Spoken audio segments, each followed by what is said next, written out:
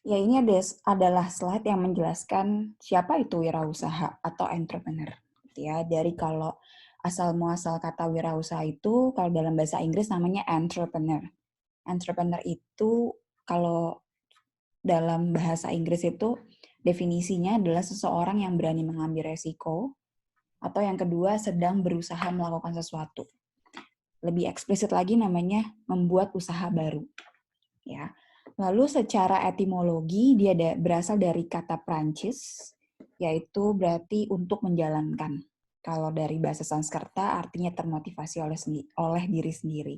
Jadi seorang wirausahawan itu adalah seorang yang profesinya adalah membuat usaha baru.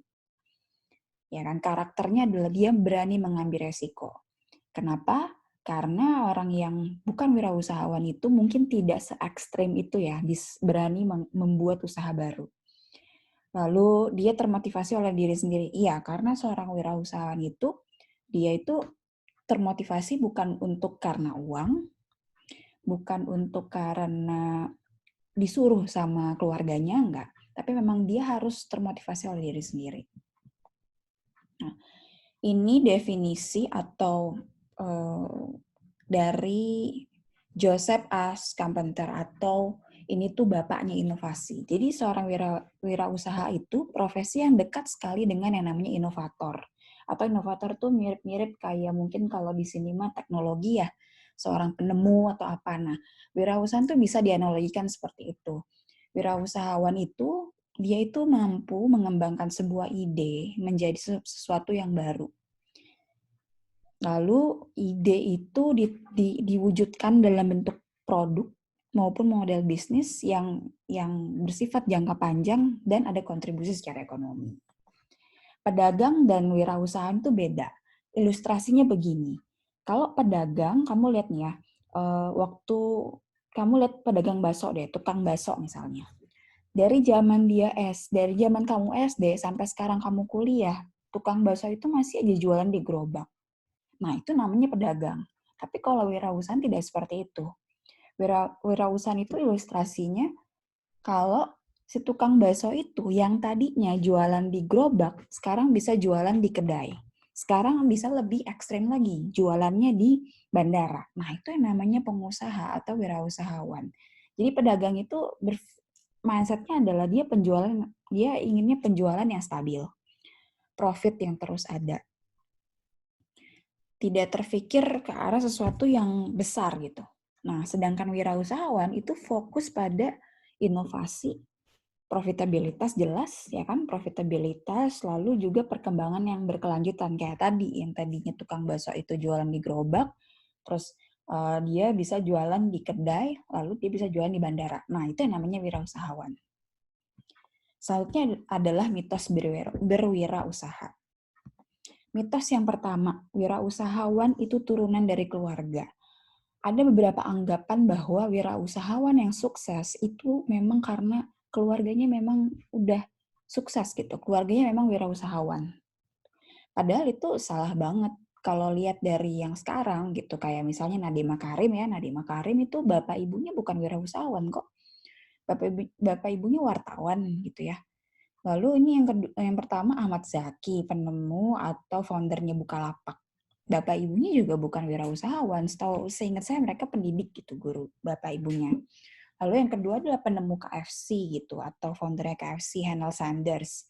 Nah, itu juga bapaknya seorang buruh pabrik. Ibunya juga buruh pabrik.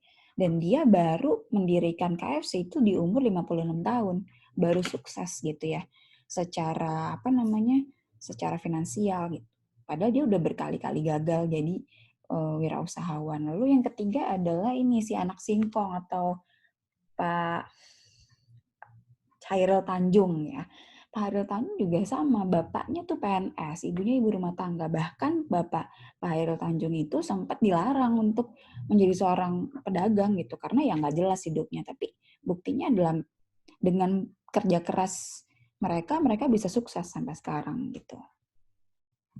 Mitos yang kedua, wirausahawan adalah seorang pengambil resiko yang ekstrim atau gamblers, kayak ini ya, kayak kita judi gitu ya.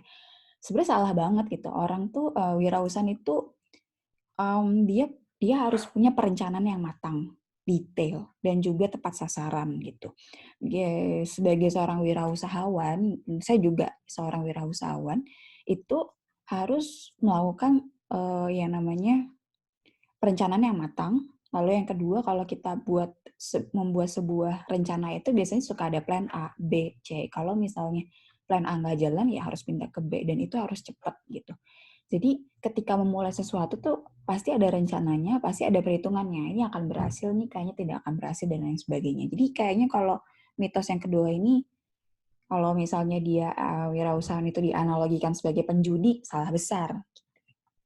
Yang ketiga, seorang wirausahawan hanya membutuhkan uang atau termotivasi oleh uang. Zaman sekarang wirausahawan udah nggak kayak gitu lagi. Justru mereka berpikirnya adalah jangka panjang ya, berkelanjutan. Mereka melihat peluang dari sebuah masalah atau yang namanya social entrepreneur.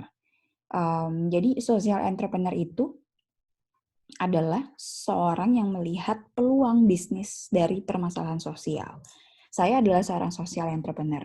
Saya melihat peluang usaha di SLB. Yang mana di SLB itu ada masalah nih. Mereka masalah di penjualan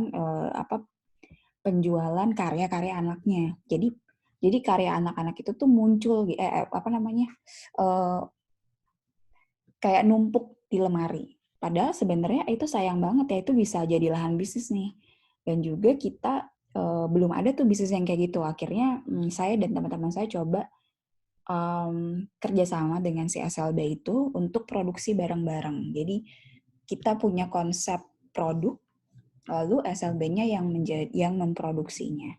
Dan kita juga yang tadinya itu orang-orang melihatnya karya dari disabilitas tuh nggak ada nilainya ya, maksudnya kurang begitu menarik gitu. Nah, kita justru malah membuat itu jadi lebih menarik gitu. Itu hal dan itu nggak, kita melakukan itu bukan karena membutuhkan uang atau termotivasi oleh uang, tapi karena melihat peluang, gitu ya.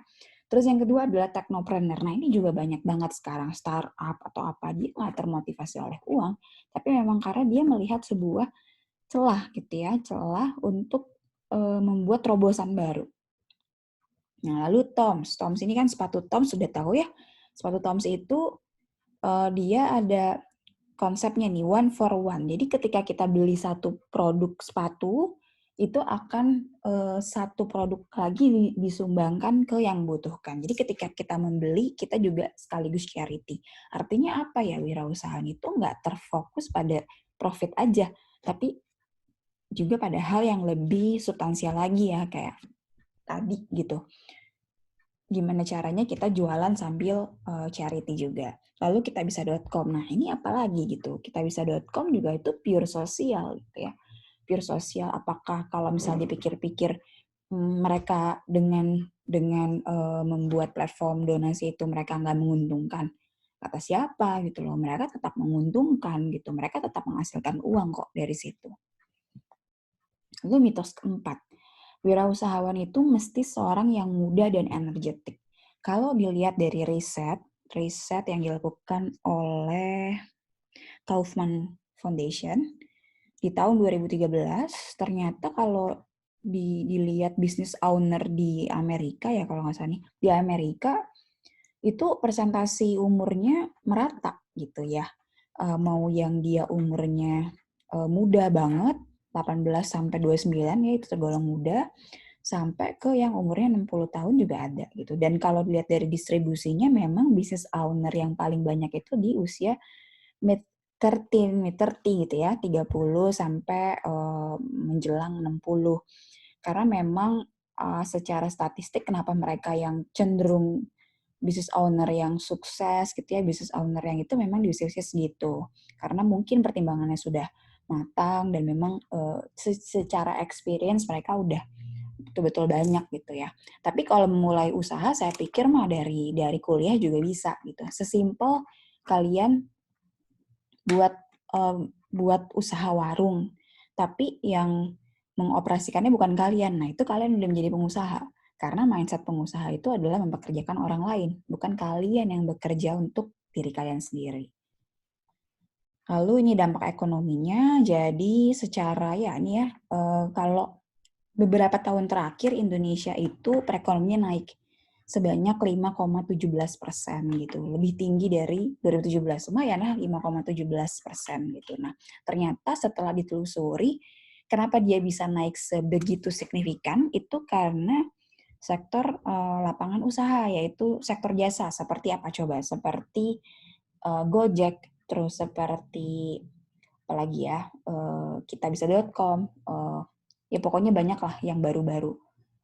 Nah, Traveloka dan lain sebagainya itu karena pertumbuhan itu gitu ya, karena adanya mereka-mereka itu. Nah, terus kalau misalnya ditelusuri lagi, ternyata sektor jasa atau lapangan pekerjaan atau wirausahawan itu didominasi oleh UMKM, kecil, usaha kecil menengah. Jadi usaha-usaha yang kecil nih ya, kayak yang bisa kalian lihat di toko-toko gitu, di misalnya ya toko-toko kayak yang suka kalian The Besto misalnya, nah itu UMKM. Terus misalnya apalagi ya, sesimpel yang ada di Pujas, nah itu UMKM semua. Nah jadi itulah, wirausahaan itu adalah profesi yang sangat punya dampak terhadap ekonomi gitu. Nah, sekian presentasi yang ini.